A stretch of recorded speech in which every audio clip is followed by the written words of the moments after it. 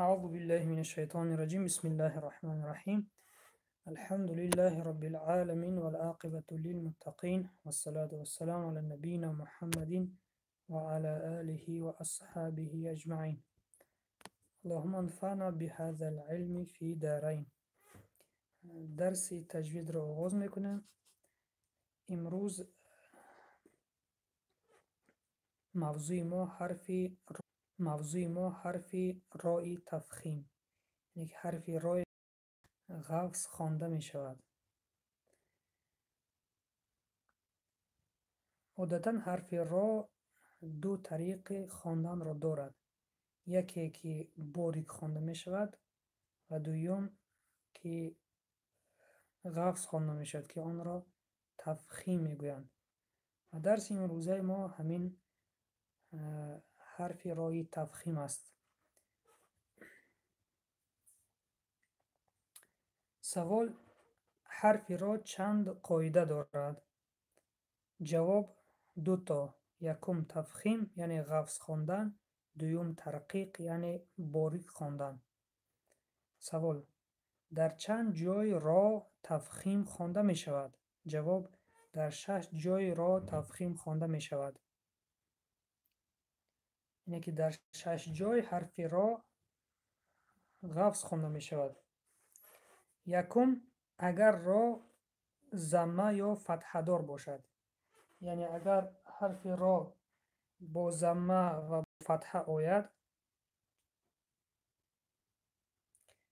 اگر حرف را با ضمه و یا با فتحه آید، در آن حالت غوص نمی شود. حالت یکم.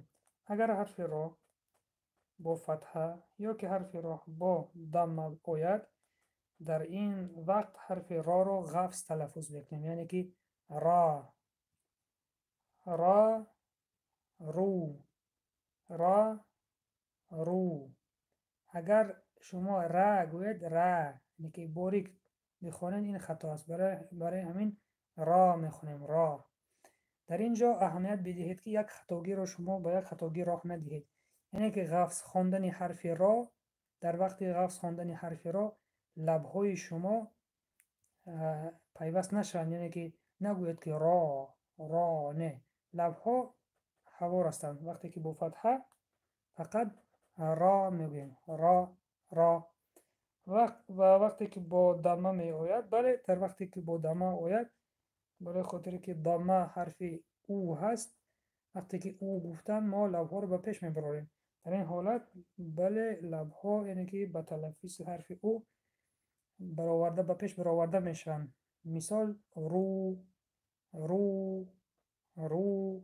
اگر شما رو گوید، یعنی لبها رو نبرارید، رو گوید، شما آواز او را یعنی که به قاعدش نبرآورید. شما گفتید ر، و حرف در زبان عربی نیست. رو، را، رو. مثال ها: ربنا، را، ربنا. مثال با حرف را با ضمه: رو، رزق،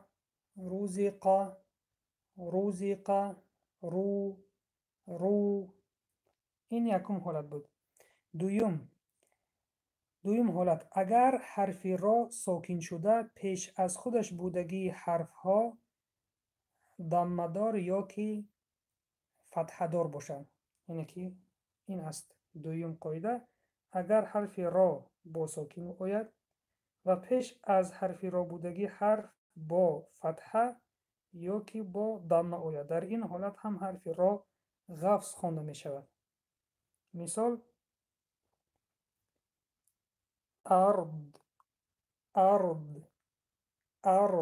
را چطور میخونیم؟ غوص میخونیم. ارض.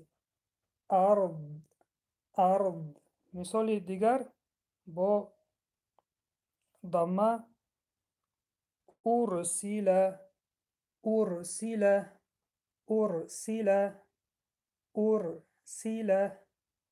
یکی حرف را ما در اینجا هم غوص خوندیم، برای خاطری که حرفی را با سکون آمد و پیش از حرفی را ضمه آمد. در این حالت حرفی را با سکون آمد و پیش از حرفی را فتحه آمد. در این حالت هم حرفی را لفظ خوانده می شود. این دویم حالت. سیم حالت اگر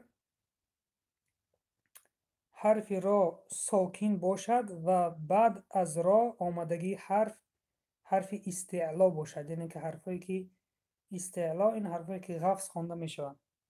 یعنی که سیم حالت اگر حرف را با ساکن آید و بعد از حرف را یکی از حرفای استعلا آید، حرفای استعلا می باشند. این را ما در درس‌های پیشی گذشتگی بودیم.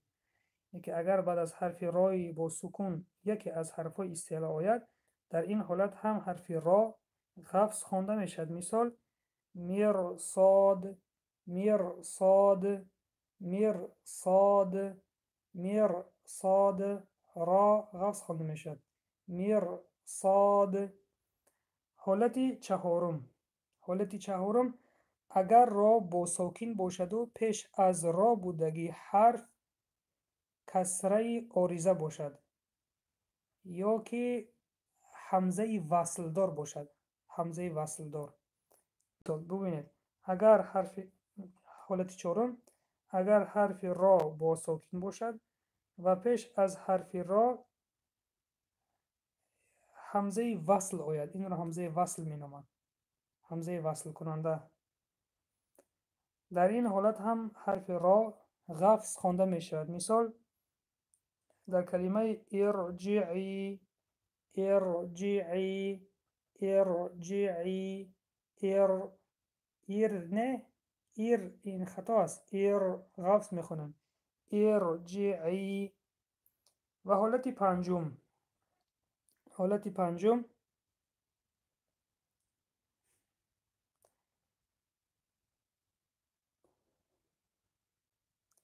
اگر حرف را با ساکن آید، اگر حرف را در آخر کلمه با ساکن تمام شود و پیش از را بودگی حرف استعلای ساکن دار باشد، یعنی اگر حرف را با ساکن آید در آخر کلمه و پیش از حرف را یکی از حرفهای استعلا با ساکن آید، باز تکرار میکنم، حرفهای استعلا 7 تا می باشند، حرفهایی که هم وقت لفظ خوانده می شوند: خا، صاد، داد، قاف، غین، وا. اینه که اگر حرف را ساکن دار باشد و پیش از حرف را بودگی یکی از حرفهای استعلا با ساکن باشد. مثال القطر، القطر، قطر، قطر. ببینید که حرف را ساکن دار و بعد از حرف را حرف استعلا آمد با ساکن. در این حالت هم حرف را لفظ خوانده می شود. و حالت ششم، حالت آخران، اگر حرف را در آخر کلمه با ساکن تمام شود و پیش از خودش بودگی حرف هم ساکن داشته باشد و پیش از آن حرف ضمه یا فتحه دار باشد. ببینید خیلی آسان است اینجا. اگر حرف را با ساکن آید و پیش از حرف را یک حرف دیگر با ساکن آید و پیش از این حرف دیگر با فتحه یا که با ضمه آید، در این حالت هم حرف را لفظ خوانده می شود. مثال کفر، کفر. یعنی که اگر ما کفر باریک خوانیم خطا است. کفر، کفر. یا که شهر، شهر. اگر شهر خوانیم خطا است. ببینید ساکن، ساکن، فتحه. در اینجا ساکن، ساکن، ضمه. یعنی که هر یک کلمه ای که در آخرش حرف را باشد با ساکن یا که با حرکت هم باشد، وقتی که ما در آخر کلمه می ایستیم خود این حرکت را به ساکن مبدل می گردد. به همین سبب هم یکی ساکن می شود. پیش از حرف را بودگی حرف ساکن و پیش از این حرف بودگی با ضمه آید. یا که حرف را ساکن، پیش از حرف را بودگی حرف ساکن و پیش از این حرف بودگی با فتحه آید. در این حالت هم حرف را غفظ خوانده می شود. شهر، شهر، شهر، شهر، شهر. اگر شهر باریک خوانیم خطا است. این بود درس امروزه، یعنی در 6 حالت حرف را غفظ خوانده می شود. در 6 حالت. بار دیگر مثال هاش را تکرار میکنیم. یکم، اگر حرف را با فتحه باشد، ربنا، ربنا، ربنا. یا حرف را با ضمه باشد، رزق، رزق، رزق. دوم، اگر حرف را سکون باشد و پیش از حرف را فتحه یا ضمه باشد. اگر حرف را سکون قطعی آید و پیش از حرف را بودگی دیگر حرف با ضمه یا با فتحه آید. مثال ارض، ارض، ارض. یا که ارسل، ارسل، ارسل. این دویم حالت بود. سوم حالت، اگر حرف را با سکون آید و بعد از حرف را یکی از حرفهای استعلا آید، حرفهایی که غفظ خوانده می شوند. ما حرف استعلا رو با شما گذاشته هستیم. حرف استعلا باشد. مثال مرصاد، مرصاد. ببینید حرف را با سکون و بعد از حرف را حرف صاد آمد که حرف صاد یکی از حرفهای استعلا می باشد. مرصاد، مرصاد. دوامش، اگر حرف را با سکون آید و پیش از حرف را همزه وصل آید، در این حالت هم حرف را غفظ خوانده می شود. مثال ارجعی، ارجعی الى ربک. یک در سوره اعلا میده ارجعی، اگر شما ایر خوانید خطا است، برای همین غفظ میخوانیم ایر. و حالت پنجم، اگر حرف را با سکون آید و پیش از حرف را یکی از حرفهای استعلا هم با سکون آید. یکی از حرفهای استعلا هم با سکون آید. مثال القطر، القطر، القطر. و حالت ششم، حالت آخران، اگر حرف را با سکون آید و پیش از حرف را دیگر حرف هم با سکون آید و پیش از این حرف یگان حرف دیگر با فتحه یا که با ضمه باشد، با فتحه یا با ضمه باشد، در این حالت هم حرف را غفظ خوانده می شود. مثال کفر، کفر. یا شهر، شهر، شهر. اگر شما شهر کفر خوندید خطا است، برای همین غفظ کرده میخونید. این بود درس امروزه. اگر سوال ها باشند اوید به درس امروزه مرحمت بنویسید. 5 دقیقه سوال های شما رو انتظار میشم و با همین درس را تمام میکنیم.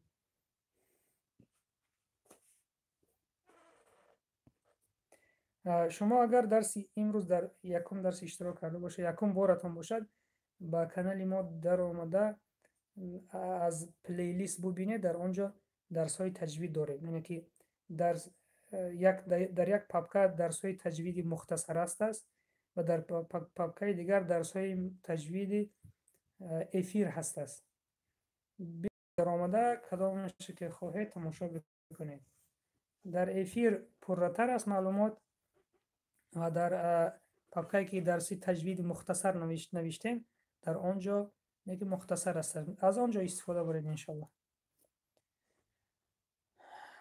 سوال ها آید درس امروزه باشد مرحمت، که درس به همه فهمو بود.